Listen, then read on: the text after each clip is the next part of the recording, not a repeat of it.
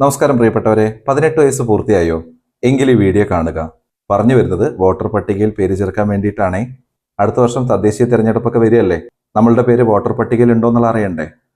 അതിനൊപ്പം തന്നെ 2024 ജനുവരി 1-ന് 18 വയസ്സ് പൂർത്തിയായവർക്ക് പുതുതായിട്ട് വോട്ടർ ലിസ്റ്റിൽ പേര് ചേർക്കാനും കഴിയും.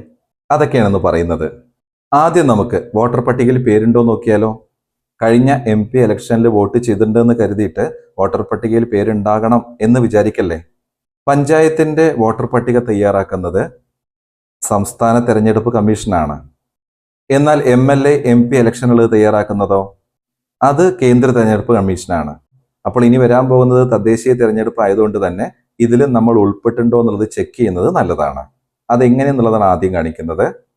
ഗൂഗിൾ ക്രോമിൽ പോയിട്ട് sec.kerala.gov.in/public/voters/list എന്ന് ടൈപ്പ് ചെയ്തിട്ട് കൊടുക്കുക. അപ്പോൾ ഇതെങ്ങനെ സ്റ്റേറ്റ് ഇലക്ഷൻ കമ്മീഷൻ കേരളയുടെ സൈറ്റ് ഓപ്പൺ ആയിട്ട് വരും.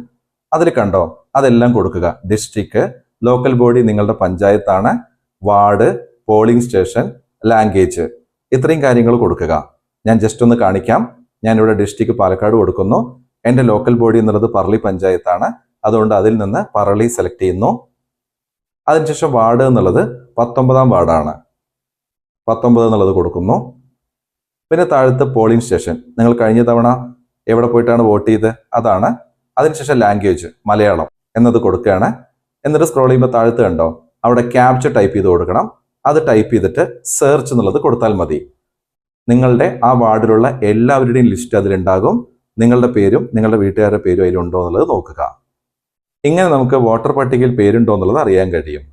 ഇനി പുതുതായിട്ട് വോട്ടർ ID വേണ്ടി അപേക്ഷിക്കുന്നവരോ, സൈറ്റിൽ കുറച്ചു ഭാഗം ഞാൻ കാണിക്കാം. പക്ഷെ ബെറ്റർ നിങ്ങൾ അടുത്തുള്ള അക്ഷയ കേന്ദ്രത്തിൽ പോയി ചെയ്യുന്നതാണ്.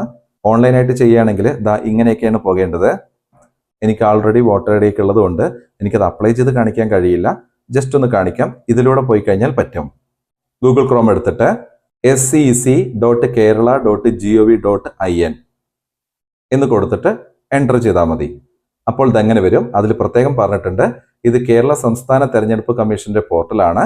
പഞ്ചായത്തുകൾ, മുനിസിപ്പാലിറ്റികൾ, കോർപ്പറേഷനുകൾ എന്നിവിടങ്ങളിലേക്കുള്ള തെരഞ്ഞെടുപ്പുമായി ബന്ധപ്പെട്ട സേവനങ്ങളാണ് ഈ പോർട്ടൽ കൈകാര്യം ചെയ്യുന്നത്. അങ്ങനെയുള്ള കാര്യങ്ങൾ ഒന്ന് സ്ക്രോൾ ചെയ്തിട്ട് ഏറ്റവും താഴത്ത് സിറ്റിസൺ രജിസ്ട്രേഷൻ എന്നുള്ളത് കാണും. അതിൽ ക്ലിക്ക് ചെയ്യാം. അപ്പോൾ ഇതെങ്ങനെ പാസ്വേഡിന്റെ കാര്യം പറയും. എങ്ങനെയാണ് പാസ്വേഡ് കൊടുക്കേണ്ടത് എന്നുള്ളത് നമ്മൾ ലോഗിൻ ചെയ്യുന്ന സമയത്ത്, അതായത് മിനിമം 8 അക്ഷരം വേണം, ഒരു ക്യാപിറ്റൽ ലെറ്റർ വേണം, ഒരു സ്മോൾ ലെറ്റർ വേണം, ഒരു സ്പെഷ്യൽ ക്യാരക്ടർ, അതായത് ആ സിമ്പിൾ കണ്ടോ അതിൽ കൊടുത്തിരിക്കണ പോലെ, അങ്ങനെയുള്ള കാര്യങ്ങളൊക്കെ ഉണ്ട്. ഒന്ന് വായിച്ചു നോക്കുക. എന്നിട്ട് സ്ക്രോൾ ചെയ്യുന്ന സമയത്ത് അവിടെ നിങ്ങളുടെ പേര്, മൊബൈൽ നമ്പർ, വീണ്ടും മൊബൈൽ നമ്പർ ഒന്നുകൂടെ കൊടുക്കുക. ഇപ്പൊ ഈ പറഞ്ഞ രീതിയിൽ പാസ്വേഡ് കൊടുക്കുക. അത് കൺഫേം പാസ്വേഡ് ചെയ്യുക. എന്നിട്ട് ആ ക്യാപ്ച അവിടെ ടൈപ്പ് ചെയ്ത് കൊടുക്കുക. താഴത്ത് ഐ ഹാവ് റീഡ് എന്നുള്ളത് ടിക്ക് ചെയ്തിട്ട് സബ്മിറ്റ് കൊടുക്കുക. അപ്പോൾ അടുത്ത ഓപ്ഷൻസ് വരും. അത് പ്രകാരം മുന്നോട്ട് പോവുക. എനിക്ക് അപ്ലൈ ചെയ്യാൻ പറ്റാത്തതുകൊണ്ട് അത് കാണിക്കാൻ കഴിയില്ല. എന്തൊക്കെ ഇതിന് വേണ്ടതെന്നുള്ളത് പറയട്ടെ. 2024 ജനുവരി 1-ന് 18 വയസ്സ് പൂർത്തിയായവർക്കാണ് പേര് ചേർക്കാൻ അവസരം.